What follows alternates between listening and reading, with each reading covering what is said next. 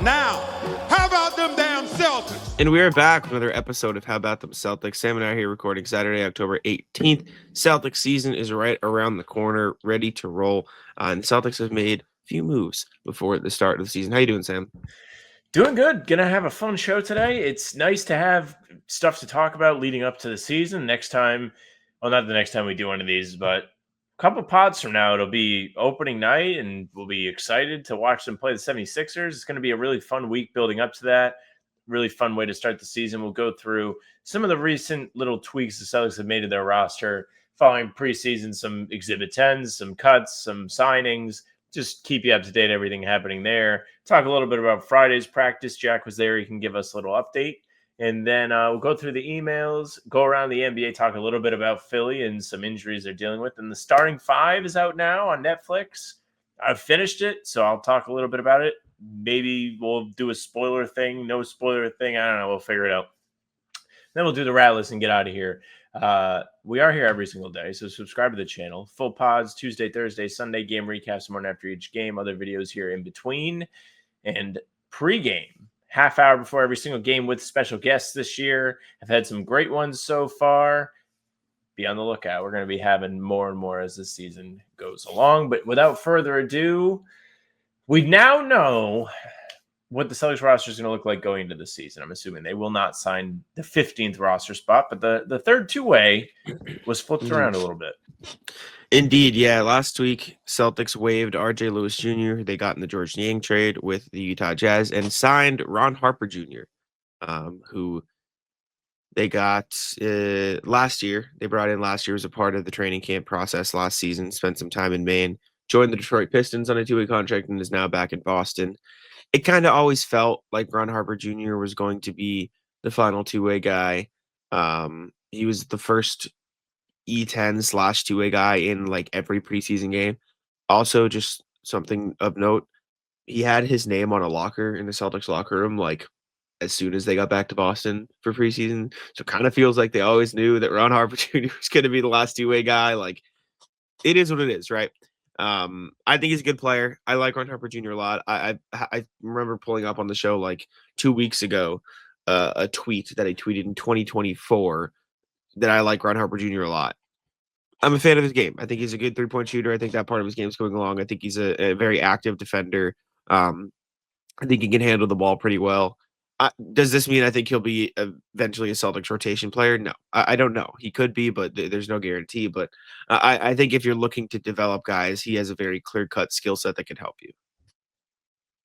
Yeah, I mean, I really thought he showed some promise in this preseason.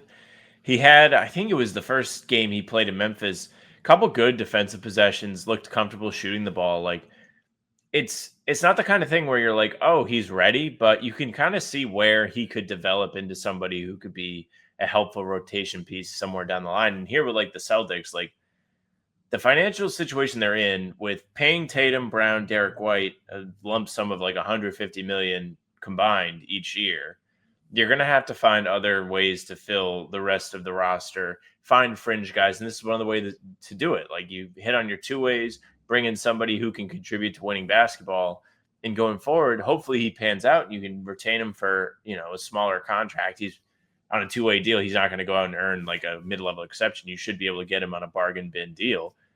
And listen, he's got good size. He's not tiny. He doesn't seem like he's the kind to get picked on defense. So I'm sure he's going to work his ass off. I'm sure he's very happy to have the two-way deal. He's earned it. Went out to Detroit after he was like dismissed, or they signed him off of Maine, right? Or did he just straight up sign there? No, he was playing for the Maine roster when Detroit signed him. Yeah. Yes. So they plucked him off of the Maine roster. So this has been a long time coming for Ron Harper Jr. It's kind of funny, like when we start to hear about these guys like at Summer League, and then we kind of get to see the process of like, oh, they're here and then they're gone. And then, oh, they brought him back, so they must really like them. Like, that must be how they feel about Ron Harper Jr. They got to like him a little bit. You mentioned the locker thing. I had no idea about that. That's pretty. They never had an R.J. Lewis one? I think they might have. I think they did, but just they didn't have a Kendall Brown or a Jalen Bridges or a Wendell Moore one. Like, I see. It just was like they clearly like this guy at least a little bit. I was going to say R.J. Lewis showed up and he didn't have one. He's just like, he's the Tim No, Robinson I in the think he had one courtroom. too. I think he had one too, but it was just like obviously they like Ron Harper Jr. a little bit.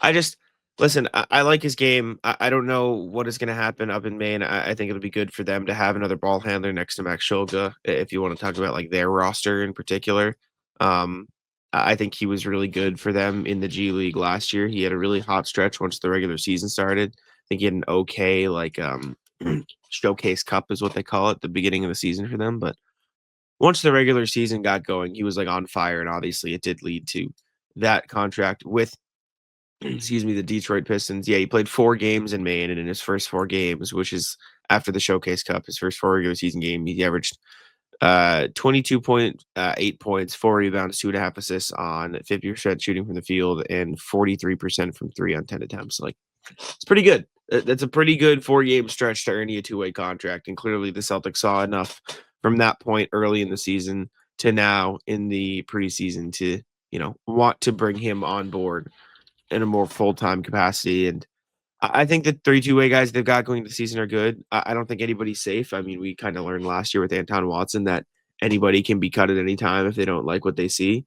So I don't think you should get too attached to Max Shoga, Marty Williams, and or Ron Harper Jr. as the season goes on. But I do think it's a good place to start. I think it's a good 3 two-ways to have. Ron Harper Jr. is 25 years old. He'll turn 26 in April, so it's not like he's super young. But I think they've got 3 guys with 3 solid skill sets. Yeah, I mean, yeah, we saw Anton Watson get exiled mid-season last year, so it's very possible that this is just a short-term thing. But hopefully for him, he gets to stay because I think his game's promising. I don't know if I'm like put all my stock into him, but I can see the vision. Exactly. And speaking of roster moves, the Celtics did make a bunch of other roster moves as the season, or to wrap up the preseason, I should say. Celtics did end up waiving Jalen Bridges, Wendell Moore, Kendall Brown. So those 3 guys will not be around. Obviously, like I said, RJ Lewis was cut from the 2-way deal. However, they did sign RJ Lewis, Hassan Ward, and Aaron Scott to E10 contracts, paving the way for them to join Maine. So RJ Lewis, who did get cut from 2A, will still be in Maine this year. Hassan Ward, who was in Maine last year, played for the Thunder in Summer League, but now is coming back, will be in Maine. And then Aaron Scott will be also with the Maine Celtics. So Aaron Scott is a Summer League player that Celtics fans should remember. RJ Lewis and Hassan Ward did not play for Summer League, but do have connections and have played in Celtics green before, whether it be this preseason or Maine last year. But yeah, so we're starting to get a sense of what the main roster will look like. Yeah, I mean, Hassan Ward's an exciting player. You wrote a feature on him last fall. I referenced it when I wrote the little update the other day about the signing. Kind of finished his scholastic career in Massachusetts, doing high school in Springfield after moving from Barbados. But freak athlete. The big piece of your story was he loves to dunk the ball at all costs, like always wants to dunk it every single time. So he'll be an exciting watch for those of you guys. I know Tugboat is always at the Maine Celtics games up at the Expo. Keep your eyes peeled. Should be a fun crew, man. We'll see. We'll see what the Celtics can actually get from them, if anything. Yeah, we don't know what's happening. Jalen Bridges, Kendall Brown, and Wendell Moore. We haven't gotten any updates yet on whether or not those guys will be joining the Maine Celtics. I would guess that there's a chance they do. I do also think there's a chance they just try to pursue overseas opportunities. All 3 of those guys are on the older side. I think Kendall Brown is the youngest, and he is 22 years old. So maybe he's still looking to stay around the NBA ecosystem, but it wouldn't surprise me if those guys at this point are just like, all right, let me see if I can go pursue a career overseas and see what happens. So we don't really know what's happening with those 3 yet. I hope Kendall Brown gets to stick with the G League team. I really like him. Think he plays like an exciting style, good defender, really good athleticism, good finisher at the rim, and like good finisher under the rim too. Like he's not just like I jump high so I dunk the ball guy. Like pretty good touch at the basket. I hope he ends up in Maine. The others, I feel like you're right. Like they feel more destined to play either on the end of someone else's roster or overseas. It just doesn't make as much sense. Yeah, I feel like they'll just end up being in the G League ecosystem or overseas, and I don't know if that'll be with Maine or not, but I don't know how hard the Celtics will try to pursue them to bring in Maine, and I think they'll try, right? Like, I think they'll, like, reach out and say, "Hey, we'd love to have you in Maine." It'll just be up to them, sort of like a smaller scale Lonnie Walker situation where it's like the option's there, but you obviously do not have to, Yeah. join the Maine Celtics. But, before we continue, I need to tell you guys about PrizePicks. PrizePicks, the best place to get real money sports action this football season and basketball season, now that we're right there around the corner from it. This episode is brought to you by PrizePicks. You and I make decisions every day, but on PrizePicks, being right can get you paid. Don't miss any of the excitement about this football season on PrizePicks, where it's good to be right. PrizePicks is the only place where you can get stacks, meaning you can pick the same player up to 3 times in the same lineup. You want Drake May passing yards, Drake May rushing yards, Drake May touchdowns. You can all pick them all in the same lineup, only on PrizePicks. If you're watching the Pats this season, make sure to check it out because Drake May is having a phenomenal year. You can also follow other PrizePicks players directly in the app and copy their lineups in one click, whether it's a friend, celebrity partner, or just someone whose picks you like. Hit the follow button and check out every lineup they create in the new feed tab on PrizePicks. Same when I do the PrizePicks on the pregame shows. We pick the more on Jaylen Brown points, the more on Derek White blocks, the less on opposing player stat lines. It's a fun time. Download the PrizePicks app today and use code CLNS to get $50 in lineups after you play your first $5 lineup. That's code CLNS to get $50 in lineups after you play your first $5 lineup. That's PrizePicks. It's good to be right. Okay. We can do a brief little thing about Friday's practice. There wasn't anything too crazy that went down. Joe Mazzulla talked about a few things regarding, I asked him about Neemias Queta. Yeah, he's talked about the Jaylen Brown injury. The most interesting thing that I think Joe discussed, in my opinion, was player development. John Corrales asked him sort of about the importance of that with the salary cap and everything going on. And he was asked basically, has anything grown over the years in terms of player development? Joe said, and I haven't fully transcribed this yet, so this could be a rough estimate, but said, I think it's a natural curve. When I was here, Scott Morrison was the offensive coach. He kind of got us off to the races as far as player development, having a true program in that. And then we've kind of taken that and gone, and now we have Craig. He's the head of player development. He takes a lot of pride, and I think his ability to come in every day and look at the players from a different perspective than what the coaches look at them. So his leadership, and then our player development team, which is the group of younger assistants that take pride in taking in that with Craig and working towards that. And I think having a whole department in alignment as to there's a coaching aspect, but also the development aspect of how do we look at together. And we see player development in terms of guys like Nemi, right? Younger guys, but how does that apply? Oh, this is a question now. And then someone followed up. I think it was Corrales again. Like, you see player development with like Nemi, but how does that apply to the more veteran guys? And Joe again answered, just their ability to take in information from the film possession, apply it to a game, that the ability to recognize it and recognize it in the game and apply it right away. So I think it's developing new things, and it's really being aware of that part of it for the older guys, is that awareness to having an understanding of what's going on in the game and how quickly can I make the right read versus that, whether it's offense or defense. And I just think this is more relevant now that they're adjusting play styles than it ever has been. That's a good point. I mean, there's a lot to learn every single game. Like, we're experiencing it, right? Like, I mean, I'm sure last year, the year before, the coaching staff was still taking plenty from each film session, but I feel like now there's just more to analyze, more to learn from each game, as this is just such a new roster and guys are playing new roles even if they've been here. Like, from the top down, like, Jaylen is going to be doing somewhat different stuff than he's done in the past. Derek White's going to be asked to do more. Peyton Pritchard's going to be asked to do more. Like, Neemias Queta is going to have to do more. Like, all of these guys who are coming back are going to be asked to do just a little bit more, and that does go into player development. So player development's going to move the needle a lot for this team this season, if they're going to be competitive over the win total, as we'll discuss on Monday morning. But yeah, I hope to see it. It should be a fun watch. Like, I hold it close and we'll tell everybody this team's going to be fun this year, and shout out to the development staff for that, because we would not have a fun team if it weren't for them. I think this team's going to be really fun. I'm very excited to watch this team play basketball.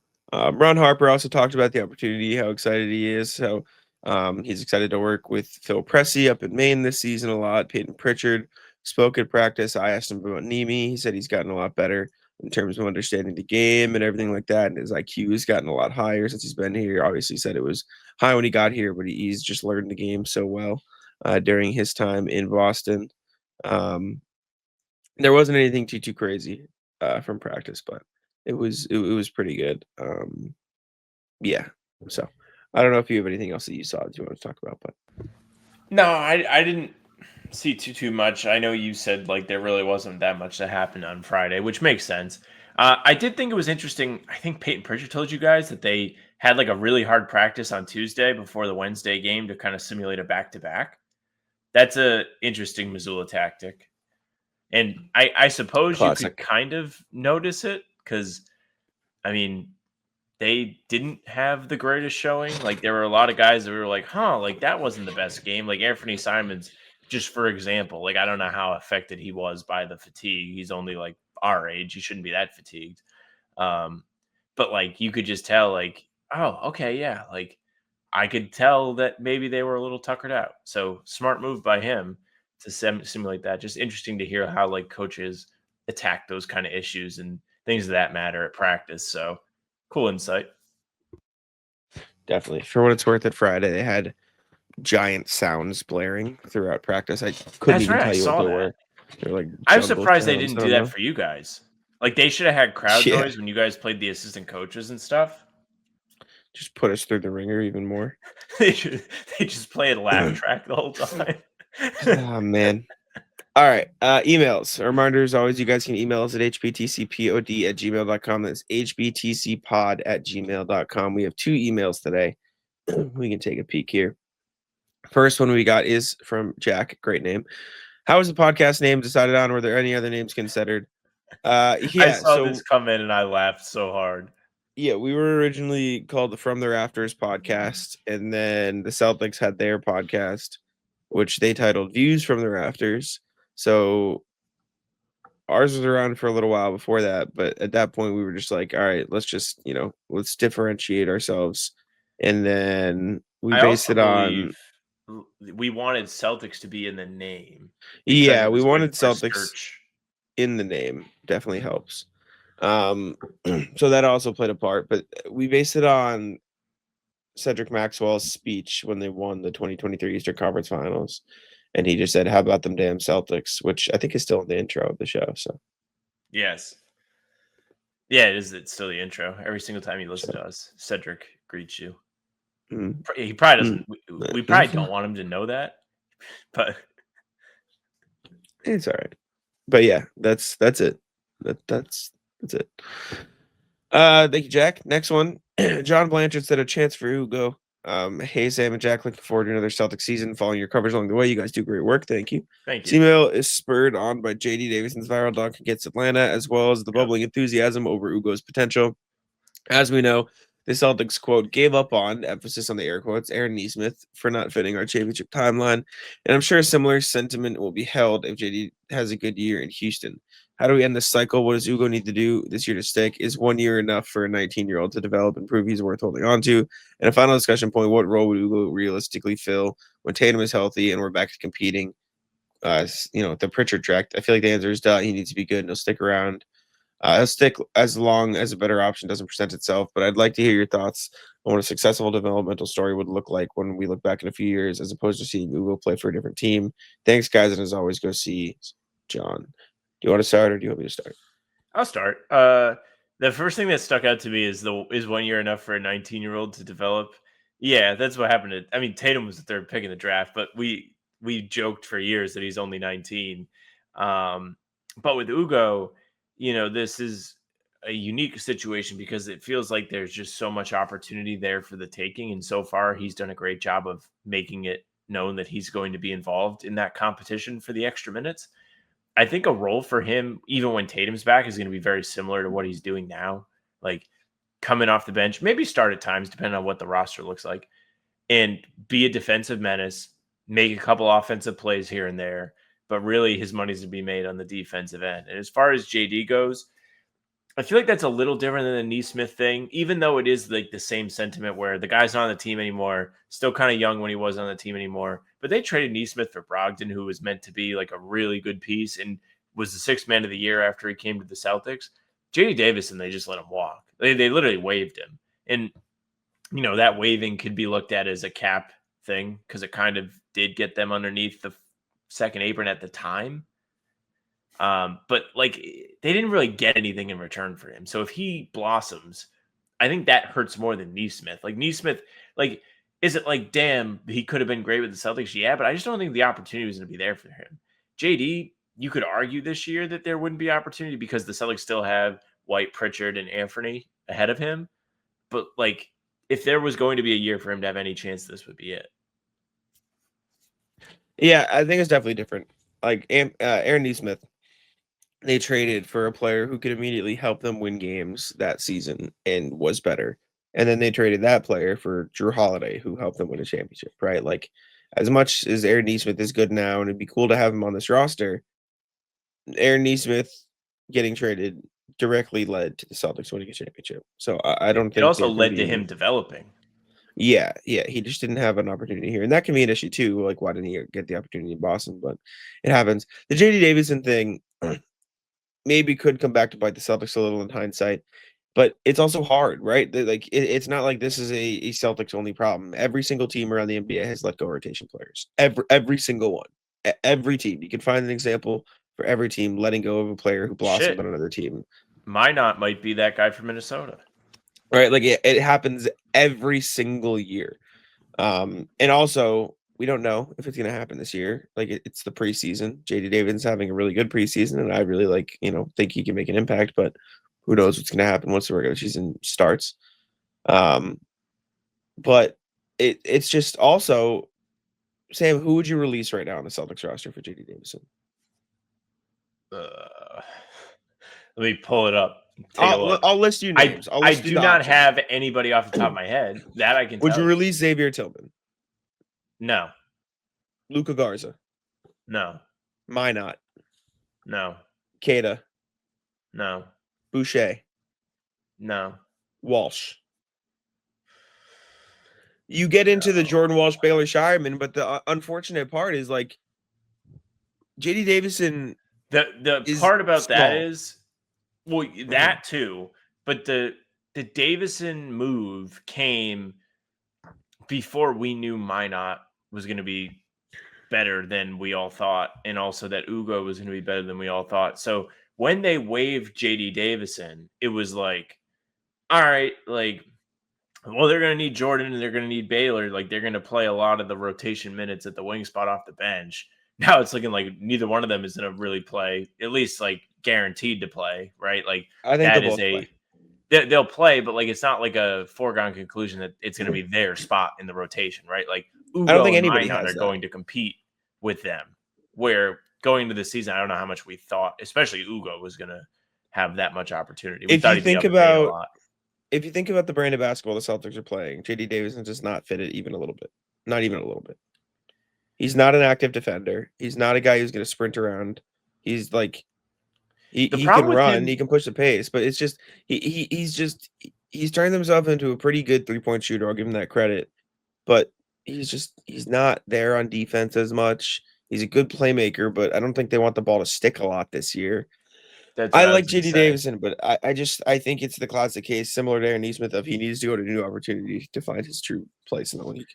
Yeah, and just to put a bow on this, also with the Rockets this year, he caught a massive break with Van Vliet getting hurt, where if Van Vliet was healthy, like, he wasn't going to see a lot of opportunity with Houston. No. He still may not, right? But with Boston, I just don't really think he's fit to play off the ball. Like, he won MVP with the Maine Celtics. He was doing everything. He was pulling the strings. Like, I don't know if there's a role in the NBA like that for him, and that's where it becomes difficult. Like, just, we don't have it on the sheet, so I'll talk about it briefly. Russell Westbrook signed with the Kings for like nothing, but like, Russell Westbrook is a good example of this, where he needs the ball to be in his hands to be super effective. He always did. And now that he's not at a point in his career where he's an MVP level player, it's not really worth having somebody like that on your roster unless they're the superstar. I feel like that's just becoming more and more the trend in the NBA. You have to be able to play without the ball. Yeah, Westbrook played well in Denver last year, so I do think there are examples, but it's just hard when better than we all expected, for sure. Yeah, it's just hard when you have that, heavy of an on-ball need. But we'll see. I mean, I wish JD Davison the best. As far as the Ugo part of your question, I think Ugo Gonzalez perfectly fits the way the Celtics want to play basketball. I think he's a sprint around, energetic defender. I think he can cut well off the ball. I think he can push the pace. I think he understands the game very well. And I think for what it's worth, I already think the coaching staff trusts him. Like you can see the way Joe, chooses to play him in certain lineups. Like I think he's already on a good path. So we'll see. But all right, NBA section here. The Philadelphia 76ers are already in some shit. They're already dealing with a bunch of bullshit. Paul George is already not projected to play on opening night against the Celtics. And Joel Embiid is, though. So I guess if there's a positive thing, then there's that for them. I think I made this joke to you a while back. Embiid's going to take a look at the Celtics front court and be like, I have to play in this game. Like it's going to be the anti going to Denver moment. It's like, oh man, like I have to play against Jokic. Hell no, I'm not playing. I get to play against Neemias Queta and Luka Garza and Chris Boucher. Also, somebody got really mad at us for calling Boucher a center the other day. That's neither here nor there. He's not really a center, but they might use him in that spot. He's not going to be guarding Embiid. That's not what we're saying.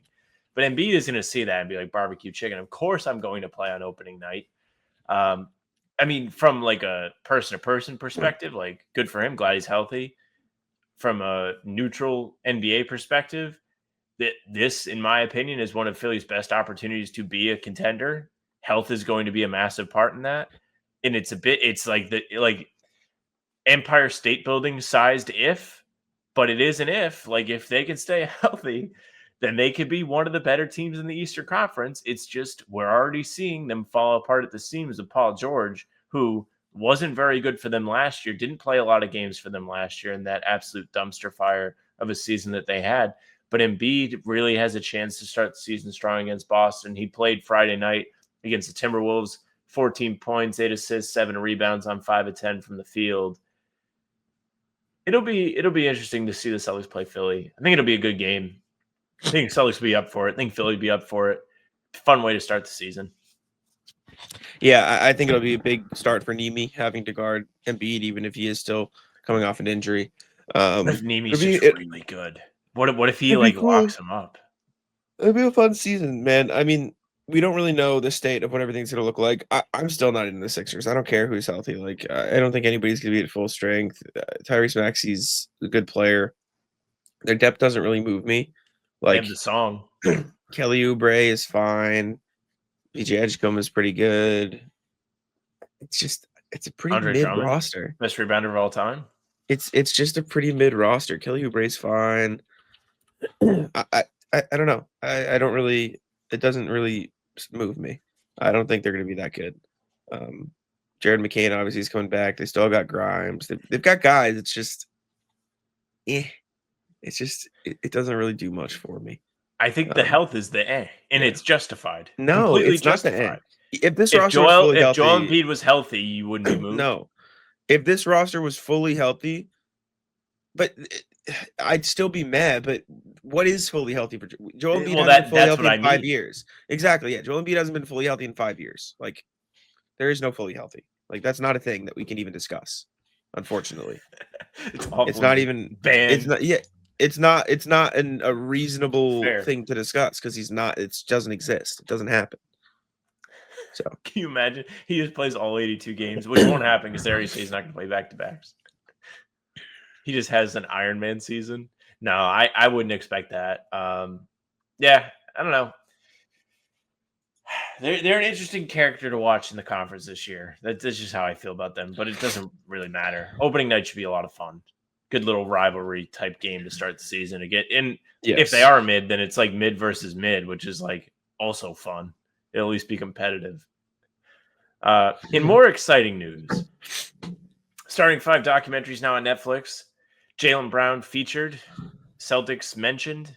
Also, Tyrese Halliburton, SGA, KD, and James Harden are in the cast this year. Have you gotten to watch any of this, Jack? I watched the first episode, but I have not gotten a chance to watch past that yet. I've finished it. Mm-hmm. I enjoyed it. Didn't enjoy having to watch the playoff section of it again. That part sucked. The section of the series where also it's 2 episodes less than the first season was, which I thought was surprising. Kind of weird. How many episodes? 6? It's only 8. I see. You have 2 guys make it to Game 7 of the NBA Finals. like, and you can't get 10 episodes out of it. What happened? I don't understand.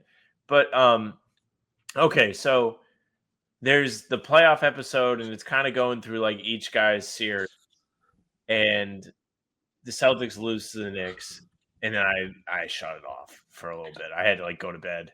I was so upset again. Like I got upset all over again watching it happen. Like, and it's funny to hear Jalen talk about it because they for some reason I don't understand why this is, but they can't quite be as candid with the like actual media than they can with Netflix. Even though like we're all gonna see it. Like it's not like it's not like your words aren't gonna get out there.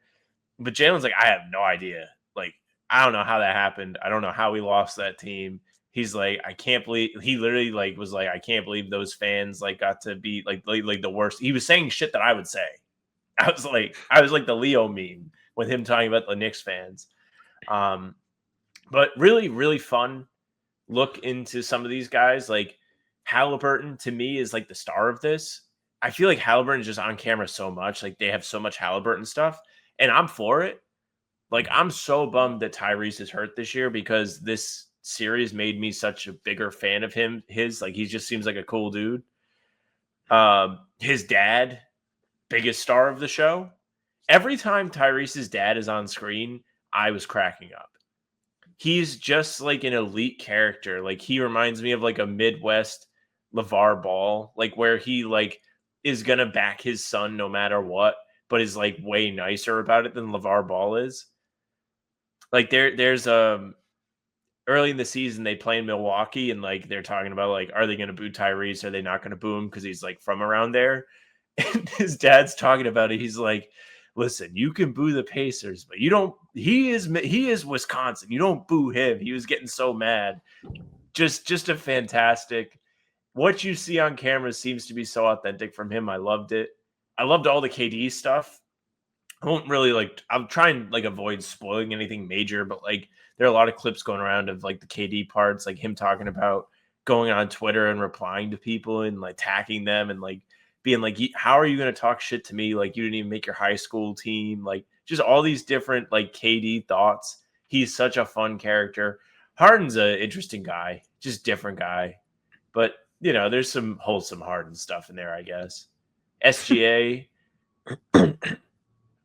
I don't really know. I think he's likable. Like he definitely doesn't seem like a dickhead. The weirdest like SGA thing is seeing him with his hair out because like there's several scenes of like him getting his hair braided and he has so much hair, but you don't see it when it's in braids. Yeah. No, I mean I enjoyed the first episode. I haven't again had the chance to watch that much just yet, but I'm excited to see the rest of it when I get the chance to. It looked entertaining. The opening scene was crushing. That's the first thing I noticed. Just it starts with the Halliburton injury. Well, that was interesting too. They obviously like do more on that like at the end of the series or the end of the season because that's when the finals are. Like chronologically, that's when it happens. And like he talked a little bit about this. Like they have shots of him in the back after he's like, you know, torn his Achilles and he's watching Game 7 in the locker room. And he said like the Netflix people are so good. Like they let one of his close friends like also share footage of him for this project. So like he didn't even have to have a bunch of cameras in his face for that. Like he said like it was just his close friend back in the locker room with him. So it didn't even feel like it was anything extra, which was pretty cool. I like that. Shout out. Any other interesting like side characters I'm trying to think of? Jaylen Brown's grandpa, awesome. He's just a fan. The scenes, the Celtics social account actually put out one of the scenes, but the scenes with Jalen and his, should I call them scenes? Should I call them segments? Because scenes sound like it's like fabricated. It's not. But Seems like fine. The parts with Jalen and his grandpa are really fun. Like they have a really fun relationship. Like they're obvious like family, but like it's like more like a friendship where they talk mad shit to each other and everything. I enjoyed it. Cool scene where Jalen shows him the ring for the first time. A lot of good stuff in there. I saw that on Twitter. That's cool. All right. We can go to the rat list then, Sam. What do you got? Rat list is people who park or don't park and get ready to leave, and they just sit in the car. if you are getting in your car to leave or you are parking, fucking make it known what you're doing. Why does it matter if they're parking? I do that all the time. I sit there and I park and I sit in my car. Well, do you leave your car on? I don't think so. No, I just turn it If off. you're I sit there. okay, but if you leave your car on, so I guess regardless of the people that leave their car on, is I cannot tell if you're coming or going. So if I'm looking for a I parking see. space and you got your lights on, I'm like, oh man, like this dude's gonna be leaving. But I see. if you're parking, then I'm just gonna be sitting there for a while. This happened to me when I was going up to the game. One of them, I think it might have been Sunday, and there was somebody in one of the street parking sections that I liked that had their lights on. I was like, are they going to be leaving? But there's so much traffic that I can't like hang out and be like, I'm going to wait and see because there are people behind me. So I just gave up. And then it also happened to be in my building. Like just people like, so the way my building works is it's like a couple separate buildings and there's different parking lots for each building, but like they're not designated parking lots. Like there's just a lot of people that live here. So you find a spot where you can find a spot. And I came home from basketball and there was somebody with their lights on parked in the lot right outside where I'm at. And I was like, this is great. I'm going to get this spot. Sat there for a minute. They didn't move. Drove around. I said, forget it. I went across the street, parked, got a pretty good spot regardless. I'm walking to my apartment and then they're just still sitting there. It's like, make a decision. That's so cruel to the people that are looking for parking spaces. I mean, at least in my experience, the reason I do that is because I personally just spent 40 minutes looking for a parking space, so I need to fucking decompress for a second. So I'm gonna give them a pass. Exhale a little bit. Exactly. I'll give them the pass because they're dealing what you just had to deal with. What do I want to rat list? What do I have to rat list? I don't really have too much. I haven't done much the last few days. I've been just kind of chilling. It's kind of funny. We get like a little dopamine hit when the season starts, so we probably don't hold as many grudges, like or rat list type things, like with us. Yeah, I don't really have much. I'm pretty good. I'm pretty, chilling lately. I'm hungry is what my rat list is. I need to eat food soon because I just didn't eat before this, which is my own fault. But I don't really have anything, honestly, unfortunately. I got a couple. I got rat list is NBA 2K. NBA 2K has an event this weekend for like the park and everything, whatever. What they do is they give you a bingo card and they give you a bunch of challenges you have to do. If you do all the challenges, you get like an in-game, you get like a bunch of VC. Like you get like 20,000, which is somewhat significant compared to what you could get. To get all of the things, you need to get a t-shirt and play 5 games wearing this t-shirt. And you unlock the t-shirt by doing a row of the bingo card. And so the last thing I need in that, these are 2 spots left. I have to play 5 games of t-shirt and I have to get an and 1 and could make the free throw in an online game. The game is set up so like there aren't a lot of like ticky-tack fouls called, so these games don't last forever. It is nearly impossible to get these called. And I played a game against my friend and we spent the entire game trying to like take a charge, but like be moving on drives or swipe down, like trying to block the ball, like trying to like, and he must have gotten 3 the whole game. And he made like the free throw on one of them and then didn't even count it. Didn't even count it. So that is a big time rat list. And there was one more. What the fuck was it? I apologize for just absolutely blanking on it. Yeah, I don't know. I'm out of it. I mean, I wish I had something for you. I have no idea either. You don't know. You don't know what it was. Don't No, been pretty good though. Yeah, just that is one of them. Well, in that case, appreciate y'all for tuning in. Leave a like, subscribe, and I'll Sam take it out. Hey, thank you very much for listening and watching. Make sure you leave a like, comment, subscribe. We are here every single day with new stuff. Full pods drop Tuesday, Thursday, Sunday. Game recaps morning after each game. Other videos here in between to keep you up to date with all things Celtics. You can find the 2 of us streaming pregame live for a half hour before each game. Me, Jack, a special guest. It's what we're doing this year, trying to make it a little bit more spicy and fun. You can find us on Spotify and Apple too. All pods and recaps are there. So if you just want those, follow. They'll go right to your feed. Leave a 5-star review. We'd appreciate that very, very much. You can email us, hbtcpod@gmail.com. Read them every single time we do the show. Shout out to you guys today that sent them in. hbtcpod@gmail.com. Our socials are at How About Them C's for Twitter, Instagram, TikTok, Facebook's name of the podcast. All streams are there. They're on YouTube. They're on Twitter. Jack's Twitter is Jack's1 NBA Minded. Sam LaFrance NBA. That's it for us. Bye. Tic-tac-toe.